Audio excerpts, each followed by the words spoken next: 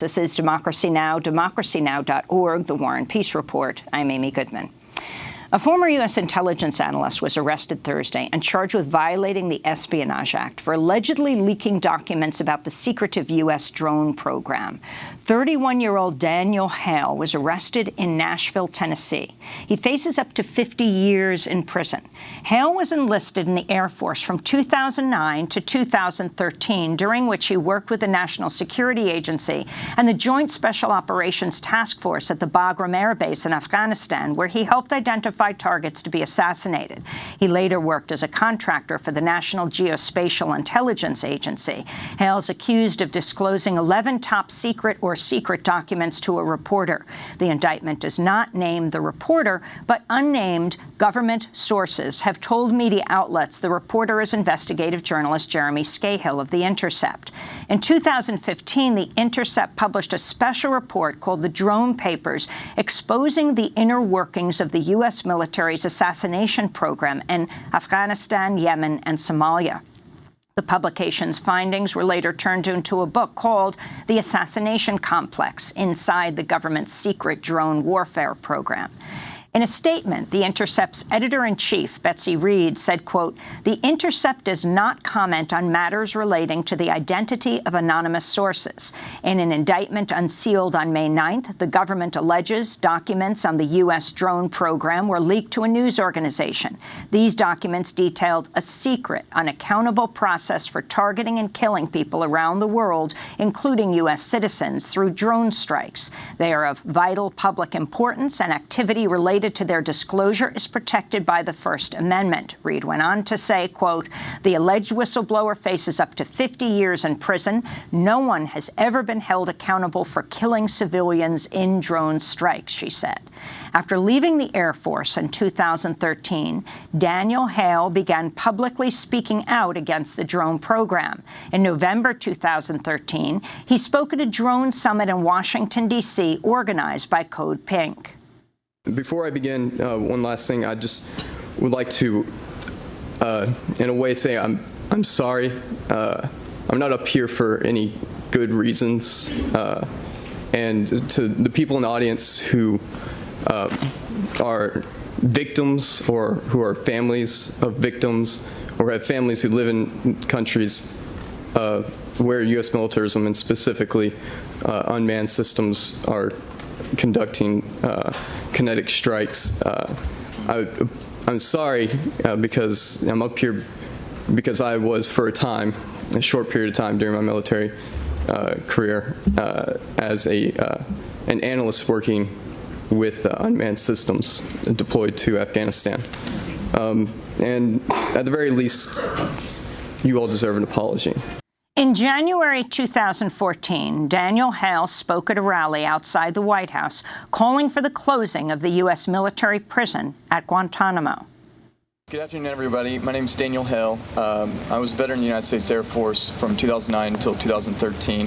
Through my experience and my deployment to Afghanistan, where I was primarily tasked with pursuing high-value targets through the utilization of unmanned systems, or otherwise known as drones, I came to learn of the thousands of prisoners who remain at the prison in Bagram Air Force Base to this day, who are in similar situations to those at Guantanamo, who are continually held indefinitely for benign or otherwise petty offenses or reasons not given to them whatsoever.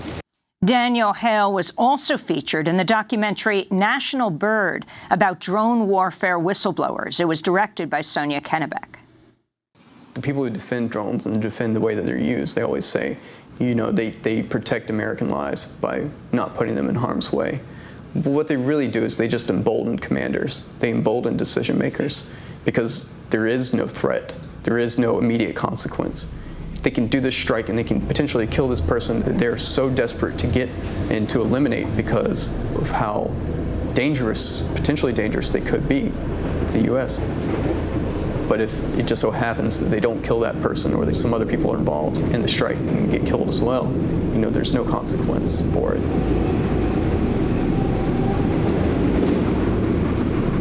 When it comes to high-value targeting, every mission is to go after one person at a time. But anybody else that's killed in that strike is just blanketly assumed to be an associate of the targeted individual.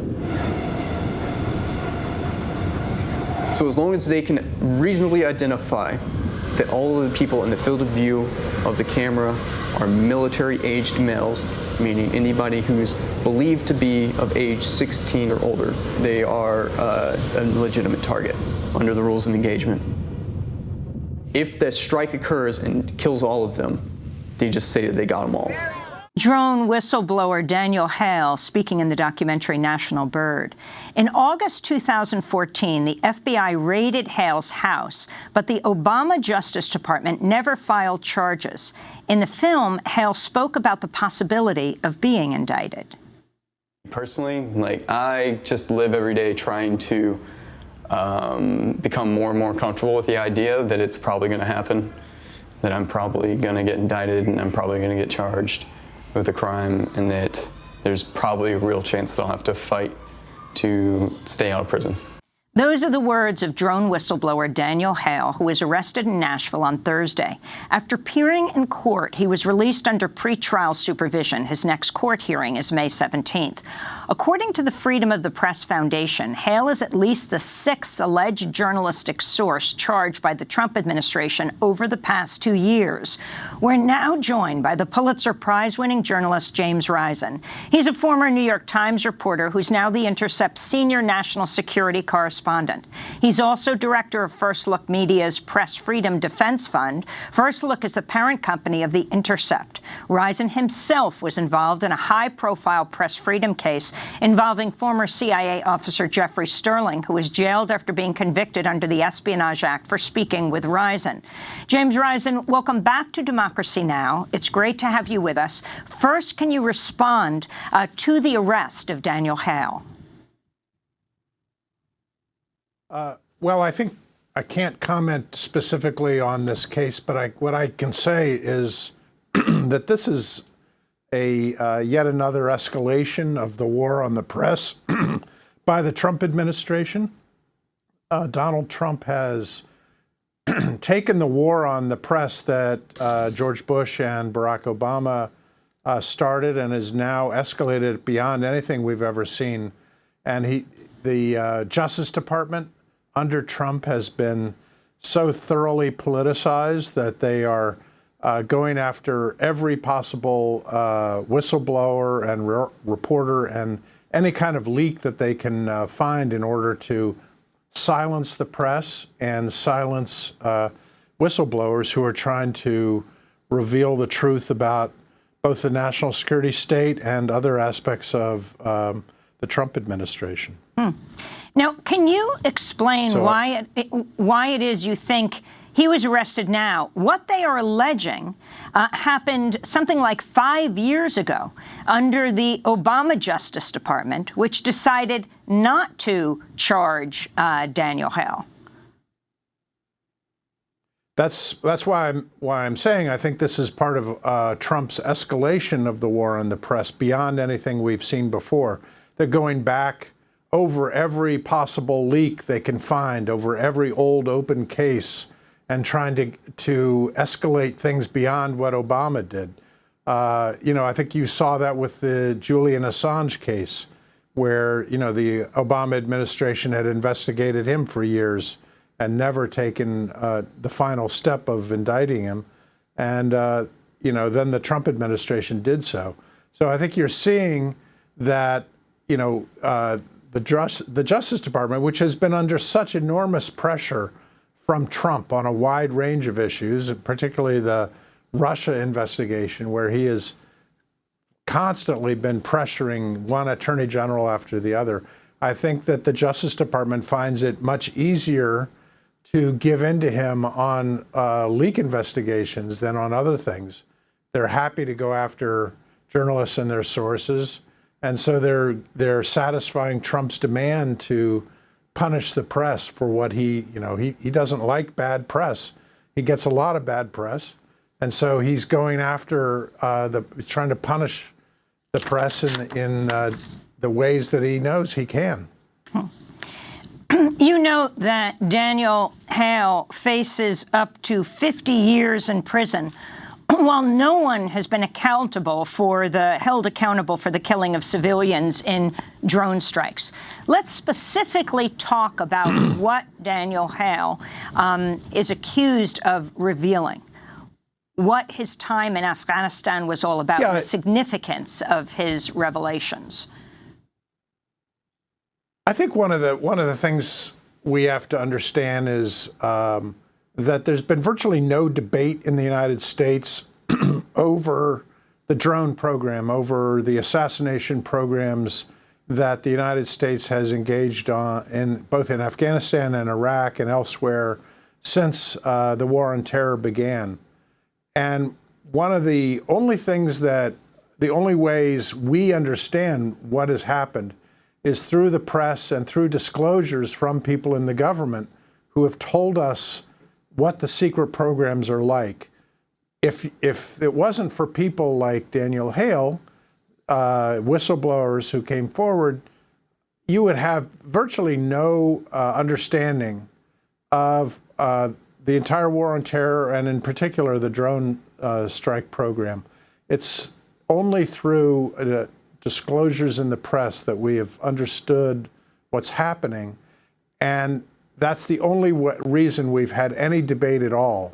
People in Congress have been very reluctant to engage in any kind of discussion of classified information until it's in the press. And so most of the oversight that you see on these programs only comes because there have been disclosures in the press that people have stepped forward with some courage to explain what's happened.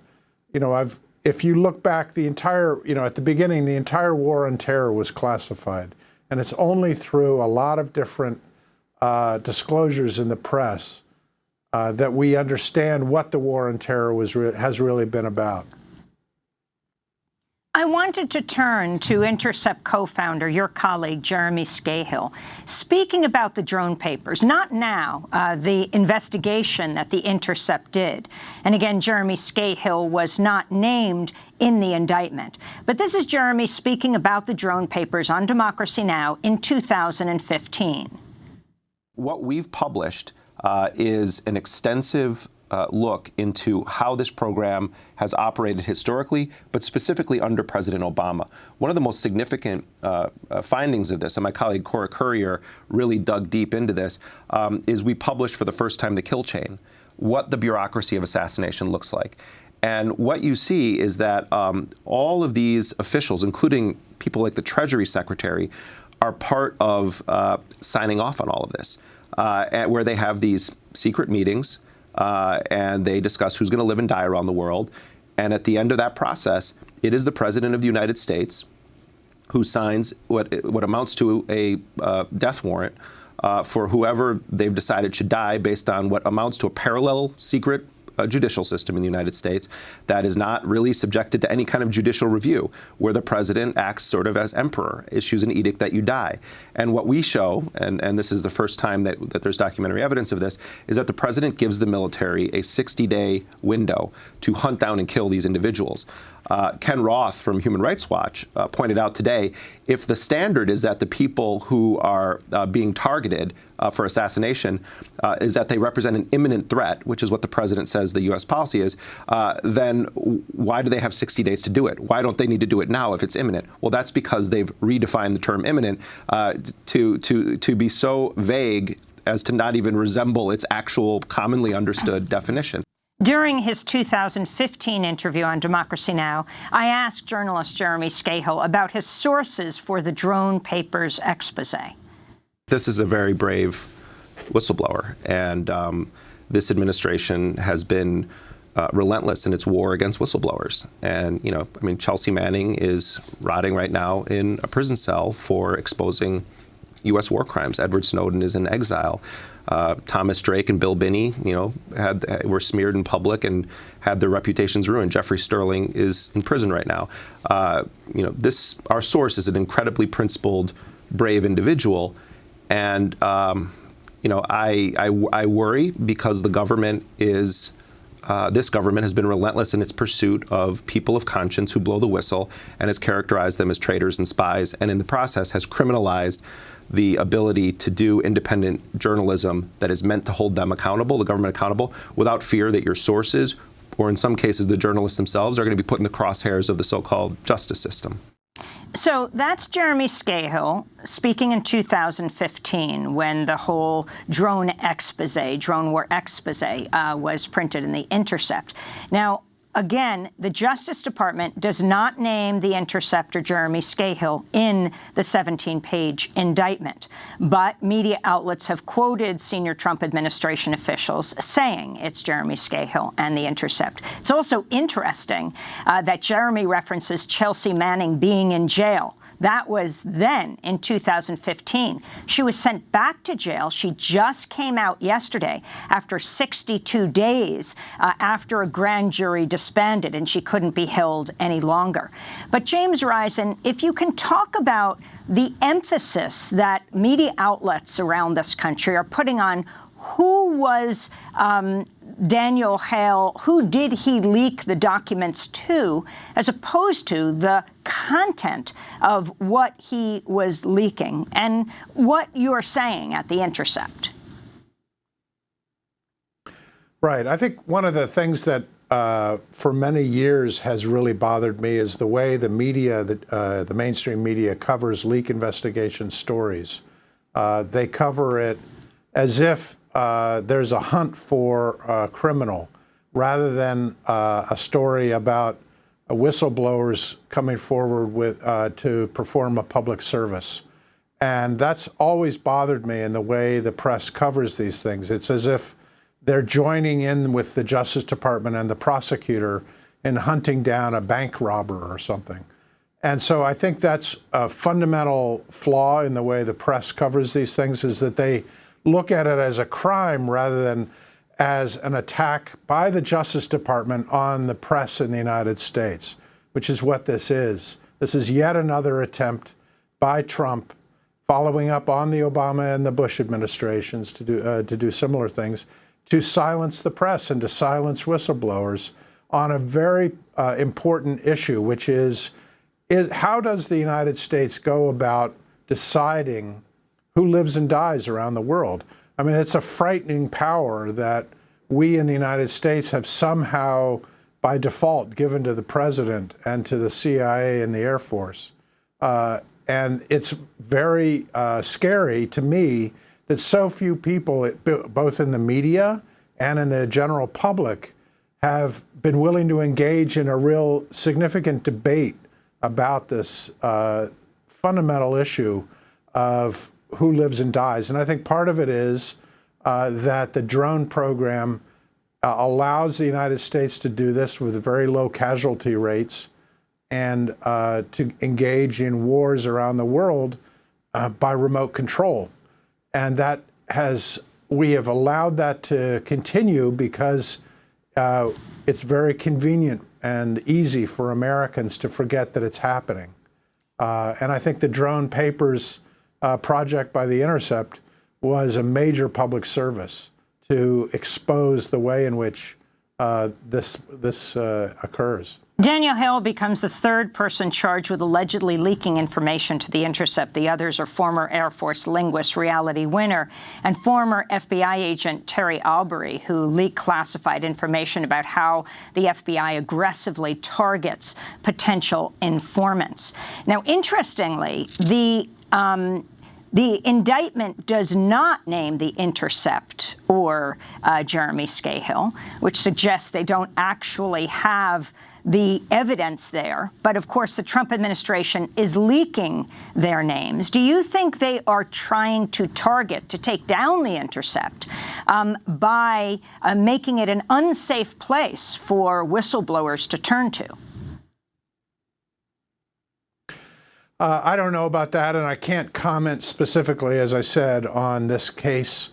But what I can say is that The Intercept has continued to do very aggressive national security reporting throughout the last few years, and it's continuing to do so now. And we're still working on major, very aggressive, very sensitive national security projects that hopefully will appear in the future. And I think if anybody thinks that it's possible to silence us, then they don't know anything about us. What is the significance of Hale being charged under the Espionage Act specifically? The Espionage Act has been used both by this administration and by the Obama administrations. It's a very crude weapon from the World War I era, in which the government is able to take this very vague law that was designed for red baiting after World War I, and then for the McCarthy era of conducting communist era investigations, and they've turned it instead of instead of using it against spies, they now use it against people who talk to the press. And so basically the message that they're sending is that talking to a reporter is the same as being a spy, which is a ridiculous abuse of the legal system. And it's something that I feel very strongly about that has to change in this country if we're going to maintain an independent press. Because the way in which the Espionage Act is used it's a very crude weapon to try to silence people.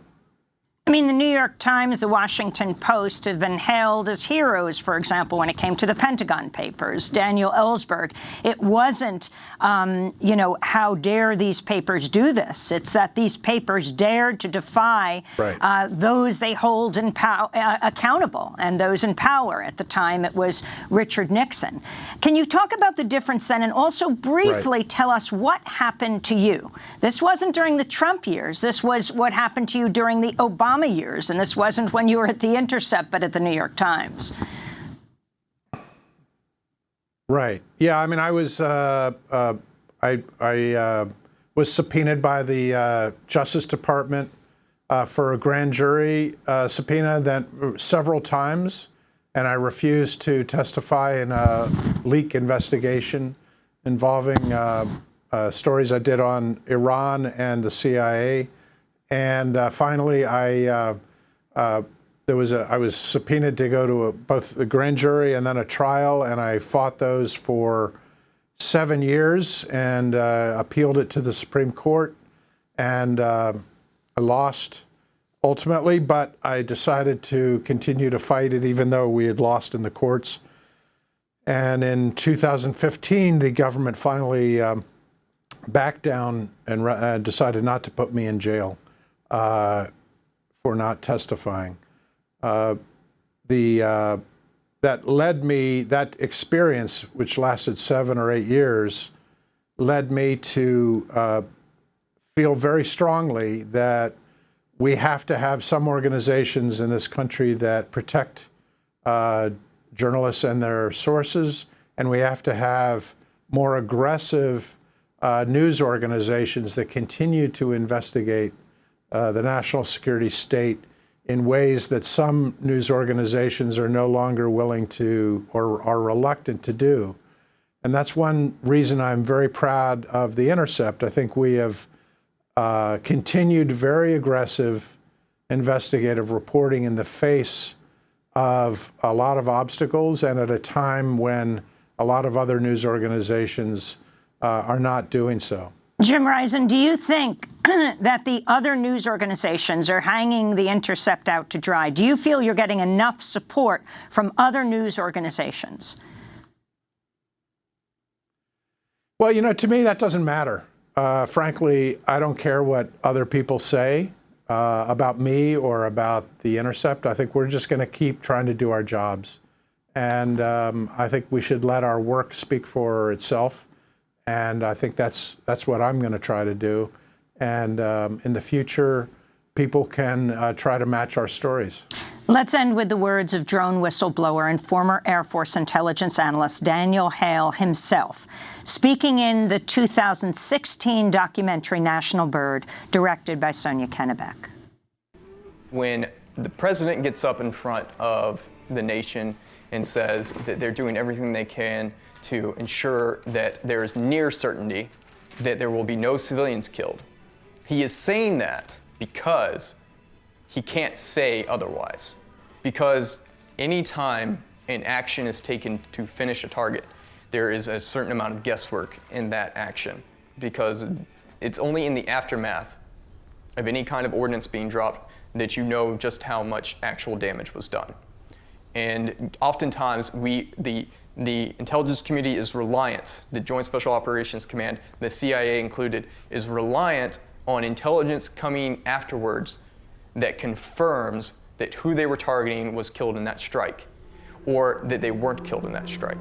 Again, that is Daniel Hale. This was from 2016, before what happened yesterday. The former U.S. intelligence analyst arrested Thursday and charged with violating the Espionage Act for allegedly leaking documents about the secretive U.S. drone program. He was arrested in Nashville, faces up to 50 years in prison. The film came out in 2016. This is Democracy Now! When we come back this weekend, it's National Black Mama's Bailout Day. We'll go to Atlanta, find the latest. Stay with us.